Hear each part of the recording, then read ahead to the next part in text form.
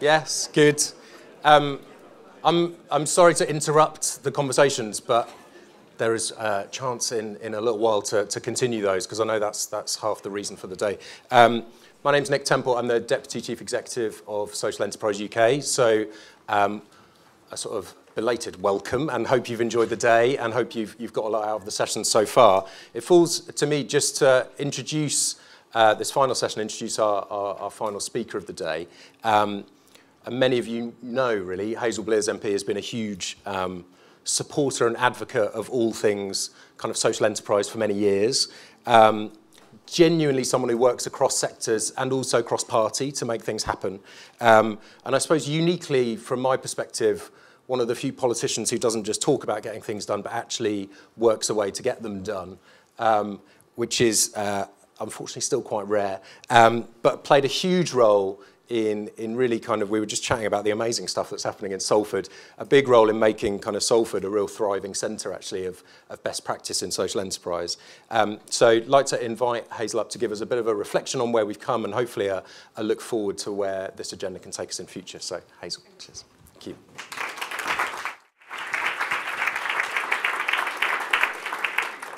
Well, thank you very much for that lovely, warm welcome this afternoon. And I'm absolutely delighted to be here. I thought being the last person at the end of a full day's conference, I would have seen everybody putting their coats on and walking through the door. And it's amazing that you've all stayed so long. I don't for one moment think that's to listen to me. I think that's because you've enjoyed the day so much that you're buzzing with lots of ideas, networking, new projects you're going to do next week, next month, next year. You will have made so many relationships today because that's what I always find on this agenda. Doesn't matter how many times I've been. Sometimes I meet the same people, they say different things. I meet different people, they say the same things. It's hugely reinforcing because for many of us who've been on this journey, I've been on this journey probably for nearly 30 years now. It seems like a long time, and sometimes it feels as if you're pushing a boulder uphill, and then it keeps coming down on you. And just from time to time, you have that little crisis of confidence that thinks, have I made all this up? Is it really real? Does it have substance?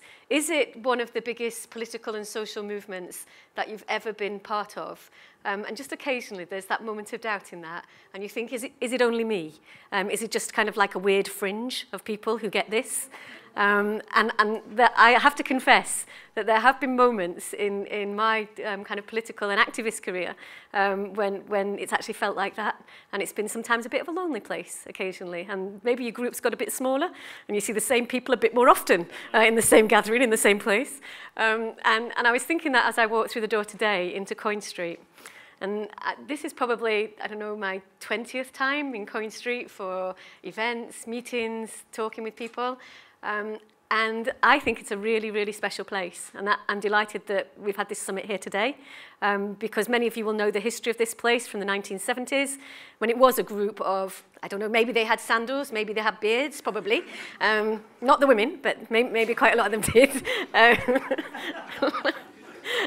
And it was that kind of place, but it had a core group of people who had a word we were just using, who had a passion for trying to do something to take over their own lives, and who were sick and tired of authorities of all kinds, of all political persuasions, telling them what they should do. And they realised that within themselves and within their own resources and within their friends and neighbours and the people who lived here, they actually had the power to make change. And when you have a movement like that started here at Coin Street, then you see what can be done. And they managed to get a bit of land from the GLC 30, 40 years ago. And from that, you know, tiny, tiny acorn, then a huge organisation of passion has grown. And that's taken me all the way through my journey. And then when I was Secretary of State for Communities, I had the joy of making some quite big planning decisions about who should have a tall building in London and who should be able to get a tower block and who shouldn't. And you'll either like those decisions or you won't, whatever. But I had to make those big planning decisions. And one of them that came to me was for Coin Street. And I suppose I really should have excused myself from making a decision about that. But nevertheless, they wanted to be able to be really, really ambitious in their next phase of what they were going to do in terms of providing community facilities, housing, swimming pool, leisure facilities, all of that, and for it to be community owned and run in a social enterprise format.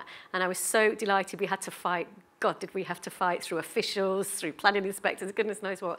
But we managed to get that through. And I've just been talking to Colin now downstairs, and they've got a fabulous plan for providing extra care for frail elderly people, with a particular emphasis around people with dementia, which is probably the biggest global challenge we have, and my personal passion as well. And we've just downstairs, as I walk through the door, I think we've just done a deal about what I'm going to do to help him make it a reality. so for many of you, you'll have made commitments today. A bit like getting married, isn't it, really? Once you've got a partnership like that, you can't get away. So I think my association with Coin Street is going to remain. So first of all, can I say thank you for allowing me to make the final contribution today. I wish I could have spent the whole day, because I would be really, really energized. But I just wanted to start off by saying a big thank you, really, and I'm going to embarrass him, but that's to Adrian Ringrose, who's here from Interserve, because Adrian has been an amazing champion on this agenda. And I think one of the big things that's changed in the last 5-6 years or so is that this is an agenda now that isn't just about the social sector. It's not just about social enterprise. It's absolutely driven by social enterprise and the community sector. But you know, all these ideas that we've had so close to our heart for so long, business now gets it, or some parts of business really do get it. And I think that is a sea change, a step change into making this a mainstream agenda.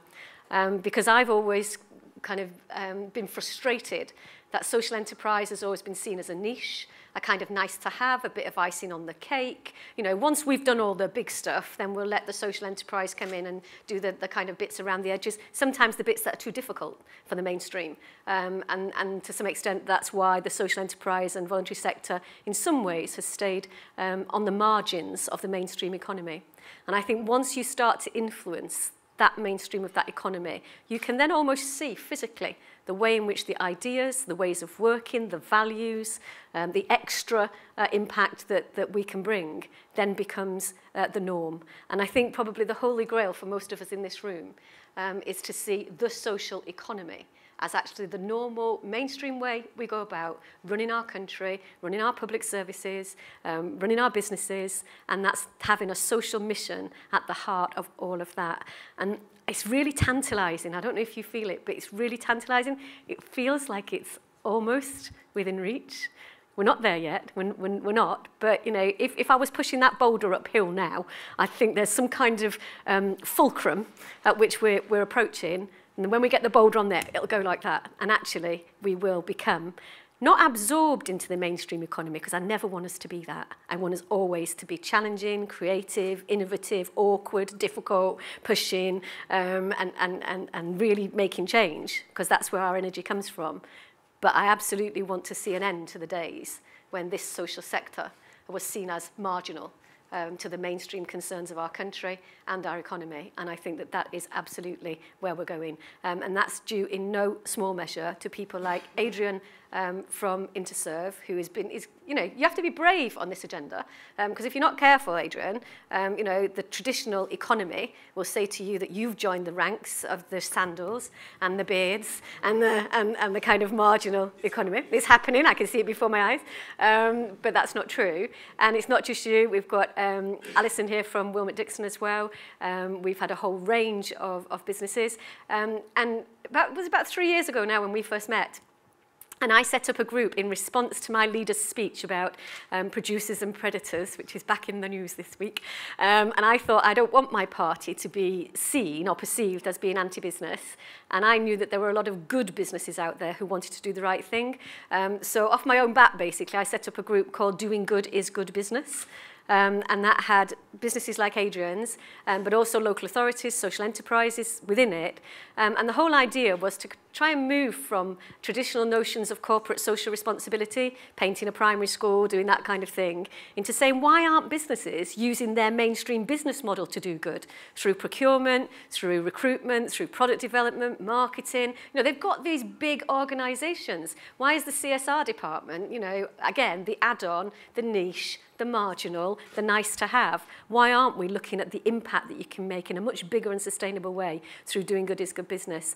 And then we began to see that there was an emerging evidence base, that if you're a good business, you have better brand loyalty, people want to use your goods and services. If you're a good business, you will attract the best talent. That evidence base is absolutely proven now, that this generation coming through of young people, they want a good wage, but actually they want to work for an organisation that they go home at night, they're proud to tell their mums and dads and their families, look, I work for them and this is their social mission, and isn't it fantastic what we do? So they're keeping the best talent. Fujitsu is one of these companies. They've taken on apprentices for the first time. They always used to take graduates. When they got the graduates, they had to Fujitsuize them. Now they take apprentices. The apprentices are more loyal because they feel they've been given a chance. And also, quite often, people at 16, 17 in the IT business are more creative, surprise, surprise, than by the time you've had it beaten out of you by going through a degree course at university. So they're finding that they've got much more innovation in their people they're recruiting, and now they've taken social enterprises and small businesses into their supply chain, and they're making a huge local impact with small organisations, which they never would have dealt with before, or they would have seen them as competitors rather than collaborators. So this whole kind of synergy for me is really the strength of where we're going. And that's why I think that this is not a flash in the pan. You know, I am an idealist and I am an optimist and I'm known for being an enthusiast, but I've been around long enough as well in politics, probably at every level, to know when you have a moment when there's an idea, that it's in communities, it's in politics, it's in business. And when you get that kind of coming together, you start to get traction and momentum. And when you get that, provided you've got enough kind of energy and push and drive with it, actually you can make a difference. And that, I genuinely believe, is the moment that we're all at in our various activities as we speak now. I wouldn't have thought 2 years ago when Chris White and I took the Social Value Act through Parliament as a tiny little kind of premature baby, a private member's bill. You know, you drop it once, it's dead, that's it, finished, over. And Chris and I nursed it through Parliament, through the House of Commons, House of Lords. All it takes is for one idiot member to stand up and say object, and you've lost your bill. And Chris and I had some opponents on what I would call a fairly unreconstructed kind of trade union agenda over here, and social enterprises, privatisation by the back door, rubbish in my view. And then we had some quite strange libertarian right-wingers over here who said anything that you do to put into procurement is a drag on the free market and therefore is anti-capitalist, so that's wrong as well. So Chris and I thought, well, we've got these nutters on this end and we've got these nutters on this end, so probably Chris and I are in the right space about speaking for the majority of the British people. So it was quite empowering, really. That we felt like that. We also had fantastic support from Nick Hurd, who was the Cabinet Office Minister. And, for most of you who've met Nick, I've worked on this agenda completely cross-party because he absolutely gets this. He understands it. He knows it's a big idea, and he knows it's about changing the society that we live in. So with his support, that was great to do that. I've seen 3 Cabinet Office Ministers so far in the last sort of few months, and I went in to see Rob Wilson recently. And again, I was encouraged by the fact that he's relatively new to this area, but absolutely gets the fact that the social economy can make a huge contribution to where we need to go in future, and particularly around the provision of public services. So I don't think this is going away. I really do not think it's going away. But I do think that we've got to be organised if we're going to make the most of what I think is quite a unique moment here. And that's why I'm really pleased that the Social Economy Alliance, absolutely led with the leadership of Social Enterprise UK, from Peter Holbrook, from Nick, from the whole organisation. For once, we've got organised. And we've got something like 50 different organisations signed up to the Social Economy Manifesto Ask. I've been trying to condense it from its current 10 pages, because having been chair of the party, I know that if you're lucky, you'll get half a page in a manifesto. And even if we just get some words that say social economy, social enterprise, social investment and social value in each party's manifesto, then after the election, whoever wins, the civil servants then will go through that manifesto and they will know this is part of the agenda. We're pushing as hard as we possibly can. We've got another meeting of the Alliance next week to look at that. I've sat down with every shadow minister, certainly on our side. I have also sat down with Oliver Letwin, and I have sat down with David Laws. So, above and beyond the call of duty, I'm perfectly happy to do this. And bless them, they are keen to look at what we can actually get in the manifesto. And that is as well driven by pragmatic politics as much as anything else. We all know that whoever forms the next government, money is going to be really tight. That is just an economic reality for us. And therefore, unless we're prepared to think more creatively, particularly around the public service agenda, then we're not going to be able to either maintain or improve the services for the people who desperately need them and rely on them out there. You've been talking today about housing. You've got a number of really big housing associations here. You've been talking about health, the integration of health and social care with the involvement of the social enterprise sector, absolutely crucial and key around this. Procurement, getting a bigger bang for every bit of procurement we do, and making an impact about the way we buy things as well as what we actually buy. You know, all of this, to me, is just kind of like common sense, and any government who didn't snatch your hand off to have these opportunities would actually be foolish in the extreme. So, you know, we might call it the social economy. That might sound like fairly new language for some people, but the ideas that are underpinning this agenda are absolutely the way forward for us to make this happen. I just wanted to give a couple of examples, really.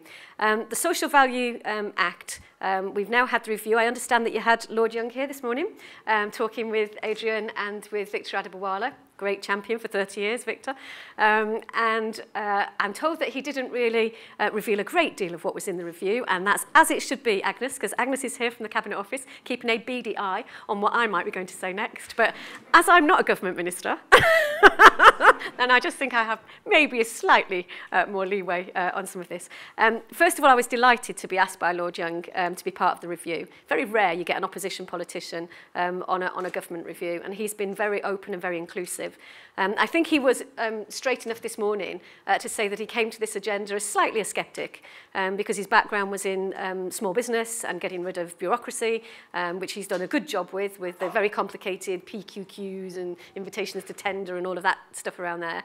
But as the weeks have gone on, I think that we've found a new advocate for us, certainly within the current government, because he's realised that the social value agenda is as much about getting value for money as it is about doing the nice things add-on. And once you get that realisation in somebody's head, that actually when money's tight, places like, for example, Birmingham Council, who are starting every one of their contracts from a position of 20% social value. I met their cabinet member a few weeks ago. They've got a cabinet member for commissioning contracts and improvement. You know, it sounds like the most boring job in the world, and he's amazing. He's an ex-railway officer. He's got a long grey beard. He drinks pints of tea, and he says to me, Hazel, there's not a contract in this council. And you think how big Birmingham is that goes anywhere without coming through me. And every one of my starting points is social value. And he's doing that because he cares, but he also knows that money's really tight in Birmingham. And unless he can get some extra value, he isn't going to be able to look after the poorest, the most vulnerable, the people who need his help and his support. And it's that kind of political commitment married with a hard economic head, which is an amazing combination. Sunderland, Durham, my local authority, Knowsley, Liverpool are doing fantastic things. Councillor Rose Jollett is like the most fantastic advocate for all of this. And again, once you get a critical mass of local authorities doing it, urban, rural, big, small, again, you're really kind of like moving on with this, more to do. I think the weakest link is central government, and I've been very robust about this in the review. If you think about the purchasing power of the NHS, of the MOD, who are doing good things with Landmark now in terms of getting social impact through employing veterans, they get it, they can see it helps them with their priorities. But right across central government, I think there is need for a huge push. And I'm hoping there'll be some things in the review about champions, about calling departments to account for how they're implementing social value. I personally would like to see the Prime Minister go into a cabinet meeting and look around the cabinet table and say to each one of his secretaries of state, I'd like a report in 4 weeks' time about what you're doing to implement the Social Value Act. Who knows? We might get there. We shall see. We might need to weigh in the help of Margaret Hodge from the PAC just to give it a little bit of push, but we'll see what we can do as well. That strikes fear into a few permanent secretaries' hearts, having to appear in front of Margaret, but nevertheless, I'm sure we can. So I think the review is never never going to shake the world at this stage because we're going into the election, so legislative promises are very difficult to bind any government to at this phase. But I think there's a very clear analysis in the review about the fact that we need to do more on awareness, because yes, we've got a lot of local authorities, we've got some good private businesses now, we've got social enterprises absolutely up for this. Central government needs to really push on and get this embedded in the system as the normal way of doing our business. I think there'll be some stuff also around consistency of practice, giving people assurance that yes, you can do this, you are not going to get legally challenged. In fact, the European Union procurement rules allow you to do it anyway. All that the Act does is put a duty on you, so it changes a power into a duty. But actually, all of the provisions legally are there for you, so hopefully a very can-do set of measures in the review to encourage people to have consistency around this. And perhaps also some stuff around the things that we talked about in our round table, Adrian: measurement, metrics, level playing field, transparency. If it gets measured, it gets done, and some stuff around that. So I hope people will find it's very positive. I'm not going to say any more about it now, just because I can see she's going pale at the gills there. But I think it will make a difference. So hopefully we get a manifesto asked, we get the social value review, we get social enterprises being recognised as able to deal with some very complex and challenging problems that we've got in our society. That, I think, is the next big challenge for us. For me personally, I think that the biggest challenges that face us are all now interdepartmental. They're not susceptible to a particular fix by a particular intervention. They need to have a collaborative kind of approach. 10 years ago when I was in the Cabinet, I said to Gus O'Donnell that the problems we face now, whether it's drug addiction, integrated health and social care, whether it's the problems around housing and how we care for people in appropriate housing, all of those are not susceptible to a single minister and a single minister's budget. And the only way that we'll survive the next few years, in my view, is if the Treasury allocates interdependent budgets to different cabinet members, and their success is dependent on collaboration with each other. Wouldn't that be a change? Instead of being judged by how big your bill is and how big your budget is, and sometimes even how big you are, as I've been in cabinet and been the smallest person in cabinet, then it would be good to be judged on how effective are you at collaborating, how good is your teamwork, how good is your inclusive leadership, how good is your working with your stakeholders and your sector, and wouldn't it be good to have some measures about people's political success based on that, and some systems incentive that drives that kind of collaborative behaviour. We have said that to local government, and how many people in local government now have thematic policy briefs? They have to collaborate with each other. There is no money. And Gus O'Donnell said to me, Hazel, you're absolutely right. He said, but it'll never happen because you've got perm secs and you've got cabinet ministers who obviously want to do big things and have big egos. And I am delighted now, as I understand it. I'm not saying this is necessarily going to be happening, but sometimes it's best to say it when you know it, that I understand that there is significant interest at the top of government to look at interdependent budgets following the election. And I know that some of the meetings that have gone on between opposition parties as well as government party with the machinery of Whitehall is looking very actively indeed at driving collaboration in this way. Now, if that happens, then the possibilities for the input of social enterprises, different organisations, being part of that, what I would call alliance contracting, which is now beginning to emerge as a system of contracting which drives collaborative behaviour. And I'll just give you one quick example. It would be in my city, wouldn't it? Because that's where I've got every bit of my practice in the last 30 years. I'm a politician who doesn't believe in talking unless you can do it on the ground. We have just signed an alliance contract for my health and social care system in Salford. £25 million from the local authority for social care, £75 million from the CCG for NHS care. It's in the context of the first alliance contract, as far as I know, signed off in the country, which instead of having prime contractors and subcontractors and then voluntary organisations getting the crumbs off the floor, everybody has parity of esteem, everybody's responsible for delivery. If anything goes wrong, everybody's responsible for mistakes. Nobody takes part in a blame culture, and all the incentives in the contractual framework drive a different kind of behaviour. We're looking at bringing together the whole of our health and social care, not with mergers, but with a governance framework work, which is about ethics, standards and professionalism. It's the most exciting thing I've seen in my life, and social enterprises and the voluntary sector will be at the heart of making that happen. It's called an integrated care organisation. It probably will be the first in the country, but it's the model for me for the future of the whole of the NHS and social care. New Zealand and Australia have rebuilt their health system on the back of alliance contracting, but there's also alliance contracting now in building. You'll know from Wilmot Dixon, some of the big construction companies, Carillion, Kier, they're all talking now about alliance contracting for massive regeneration because it drives and incentivises a different kind of collaborative behaviour. Now, you know, I'm not making this up. If I come back to my first point, I'm really not making this up. And I have to pinch myself sometimes to think about it. But if you think where we're going on all of this, it's big stuff, isn't it? But it's big stuff informed by the little stuff. Because the little stuff we do is about people. It's about relationships. It's about passion. It's about believing you can make a difference. If you can translate those small things, which are not really small things, but those relationships and the small bits of creativity and innovation, you translate those into a big system by collaborating with other people, then you are incredibly powerful. You are really incredible, powerful agents for change. And I think that if we can get every business to be a social business, to have a social mission at the heart of what they do, and if we get every social enterprise and voluntary organisation to be slightly more rigorous, so in some cases, not in every case, but in some cases, and just to have that sense about outcomes and delivery, and really being able to evidence what we do and prove that what we do makes a difference, then that kind of synergy for me is just the most powerful combination that I could ever envisage, because that's when you get a social economy. That's when you get responsible capitalism. That's when you get doing good is good business. And you have the power of change and the energy of change. And we now have some pretty well-established social enterprises in this country, quite big scale, able to deliver on a big public service platform with the experience that we've had. What we've not had to date is a fair playing field to enable us to get onto that platform and to be able to deliver. And I believe that where we go in the future needs to give us that fair and equal platform to prove absolutely what we can do.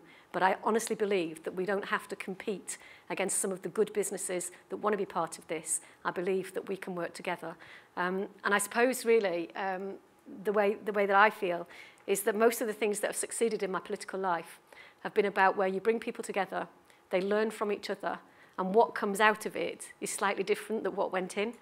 Now, if you were a Marxist, you'd call that a dialectic, and you'd have a synthesis and a thesis and a synthesis, a thesis, can't you say? Thesis and an antithesis and a synthesis. I am not a Marxist, and I'm not a dialectic, but I absolutely believe that if you bring people together from different points of view, then very often the sum of what you achieve is more than you ever expected to have.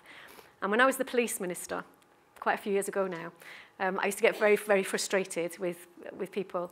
And I used to say, do you know, if social workers were more like cops and cops were more like social workers, don't you think we'd be getting somewhere? And eventually, with neighbourhood policing and some of the respect to gender and stuff that we actually did get people thinking in a much more collaborative and kind of synergistic way. And out of that, we got something that sustained this country. I think neighbourhood policing now will be here to stay, whatever government is in power, because it's about building on relationships and valuing people's different contribution. So I just want to say thank you so much for inviting me here this afternoon, yet again in Coin Street. Don't know if you can feel it, but I can. And isn't it powerful? Isn't it amazing? So let's come back perhaps in a year's time after the election, see where we are, see where we've got to, see the progress that we're making. But don't ever, ever, ever for a minute think that we're not on some absolutely fabulous journey. And we're going to build a social economy in this country that not just we'll be proud of, but Europe will be proud of and the world will be proud of. Thank you.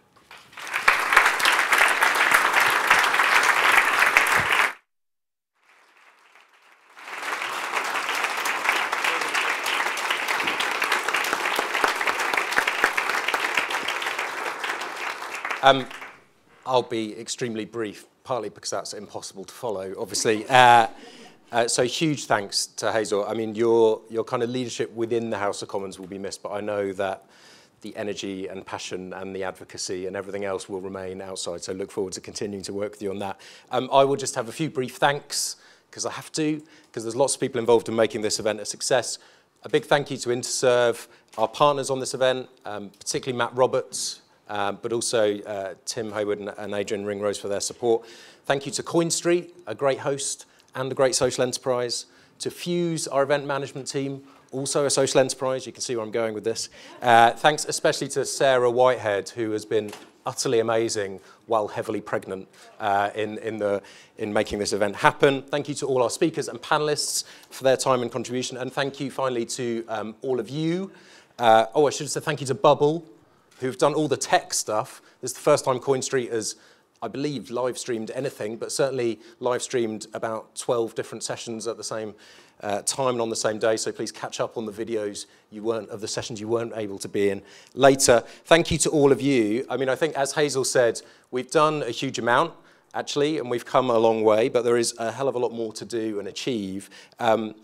Ultimately, this is, for us at SC UK and for all of you, I think it's about making a difference on the ground to people's lives and the communities in which they live and work, and we're going to keep kind of laser focused on that and working with you on that, and look forward to working with all of you to create more social value in the future. So thank you very much. Cheers. Bye-bye.